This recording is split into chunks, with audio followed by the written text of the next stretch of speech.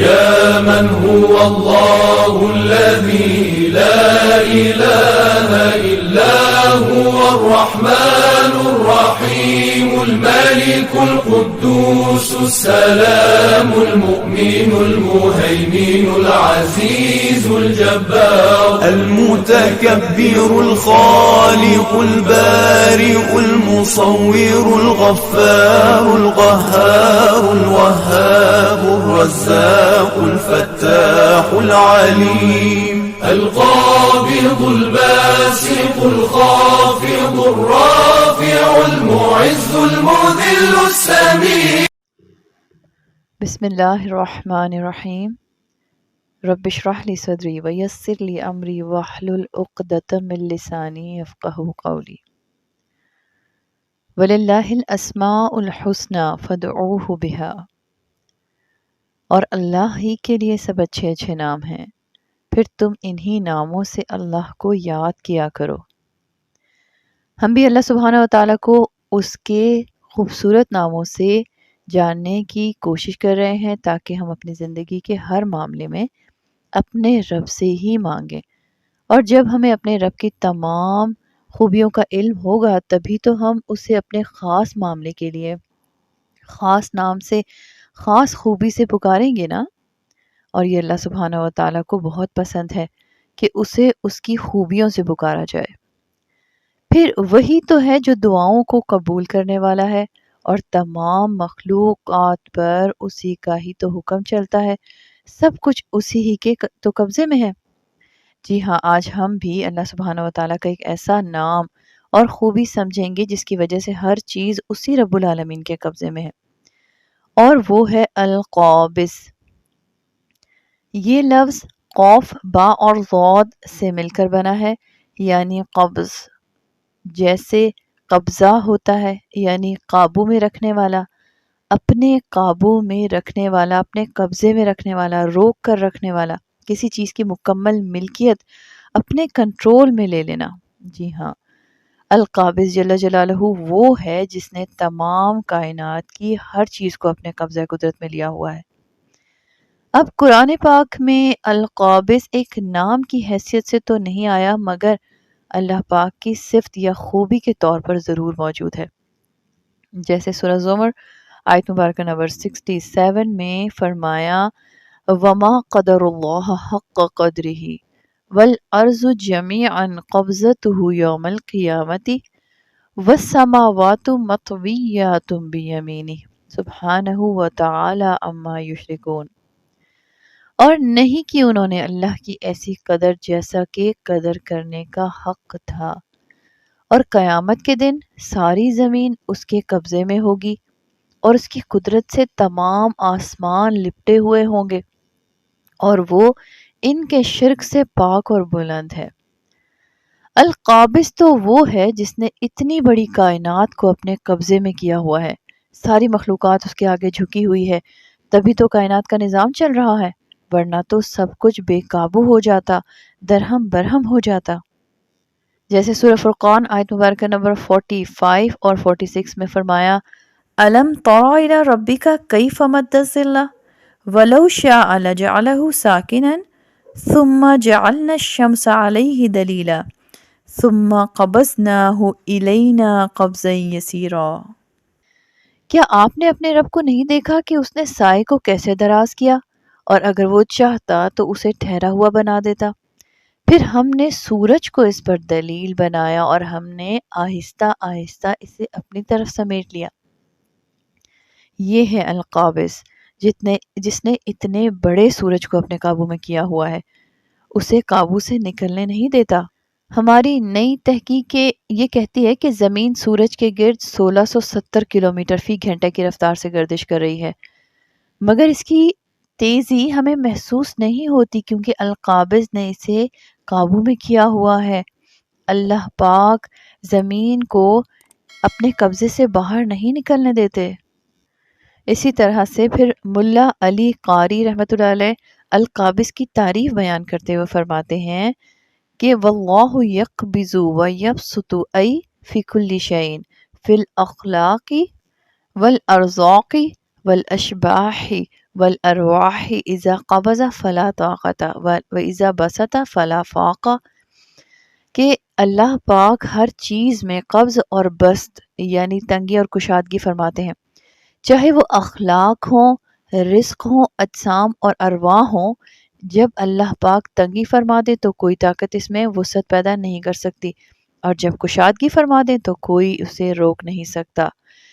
اسی طرح سے شرح الاسماء الحسنہ میں القابض کی تعریف یوں ہے کہ القابض ای مذیق الرزق وغیرہ علی من شاء ما شاء کیف شاء ومواسعہ، یعنی القابض جل جلالہ وہ ذات ہیں جو رزق وغیرہ کو تنگ کرنے والے ہیں، جس پر چاہیں، جو چاہے، جس طرح چاہے، اور وہی وسعت دینے والا بھی ہے۔ رزق میں وسعت چاہیے تو اسی القابض سے دعا کیا کیجئے کہ اے القابض میرے رزق میں وسعت عطا فرما دیجئے۔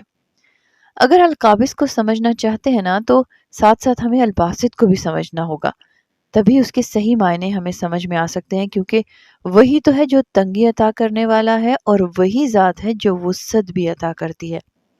اسی طرح سے شرح طیبی میں القابض کی یہ معنی بتائے گئے ہیں کہ القابض وہی ذات ہے جو موت کے وقت روحوں کو جسموں سے قبض کرتی ہے اور زندگی دینے کے لیے روحوں کو جسموں میں پھیلا دیتی ہے، یعنی وہی ذات ہے جو موت دیتی ہے اور زندگی دینے والی بھی وہی ذات ہے۔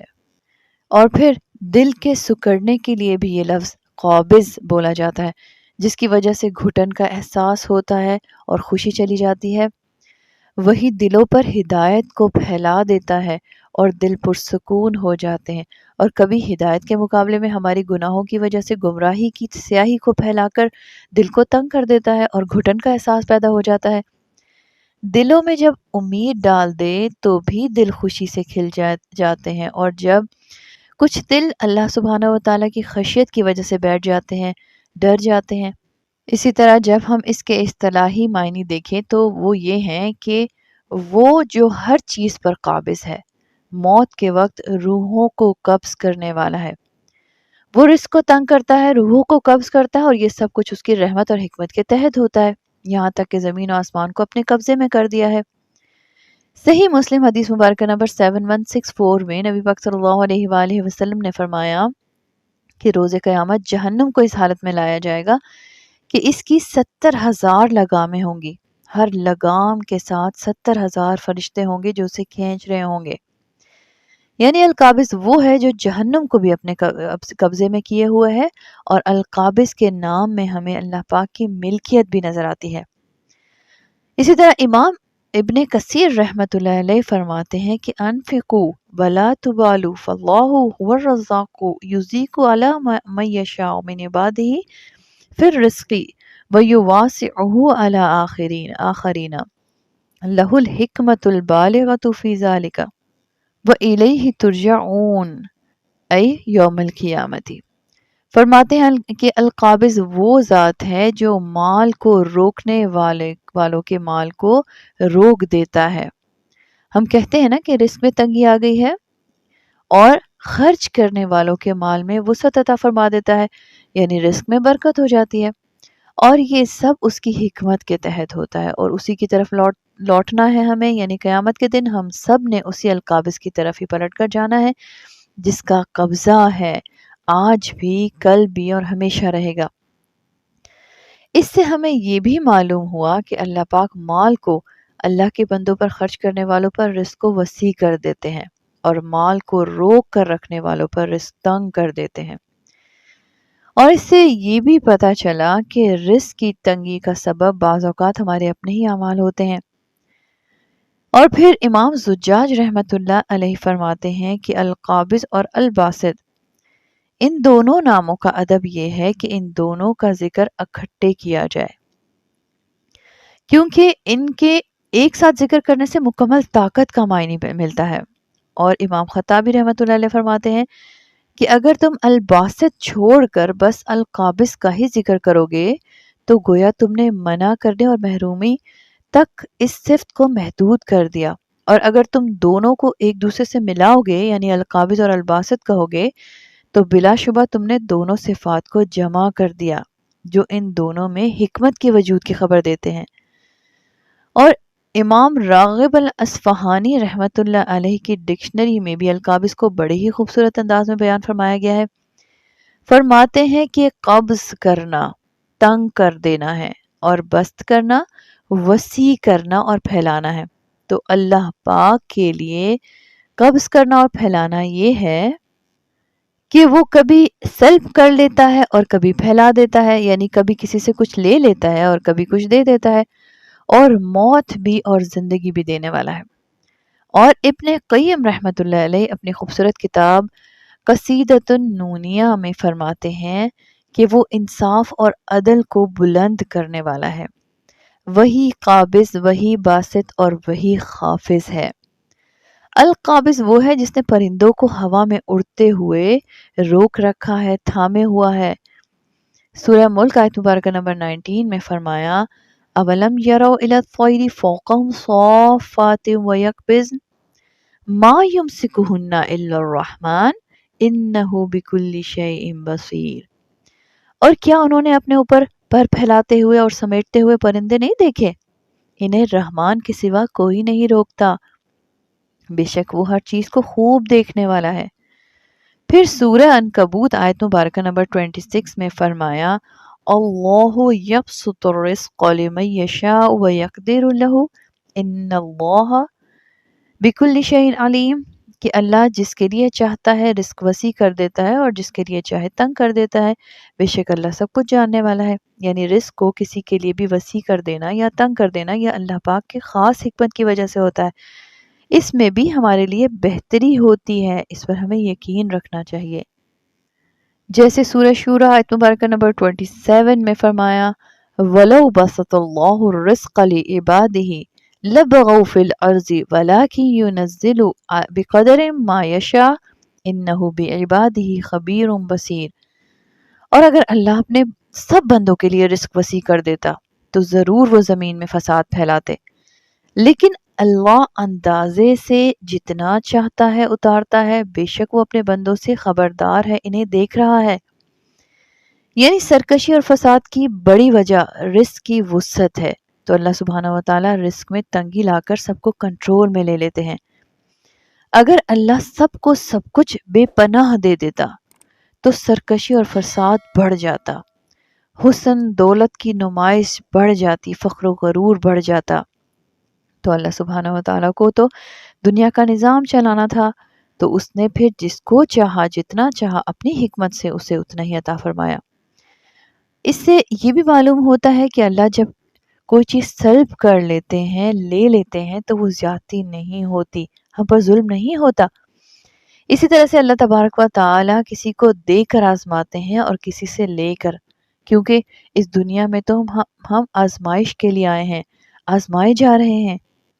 جیسے سورہ کہف آیت مبارکہ نمبر 7 میں فرمایا اِنَّا جَعَلْنَا مَا عَلَى الْأَرْضِ زِينَةً لَهَا لِنَبْلُوَهُمْ أَيُّهُمْ أَحْسَنُ عَمَلًا۔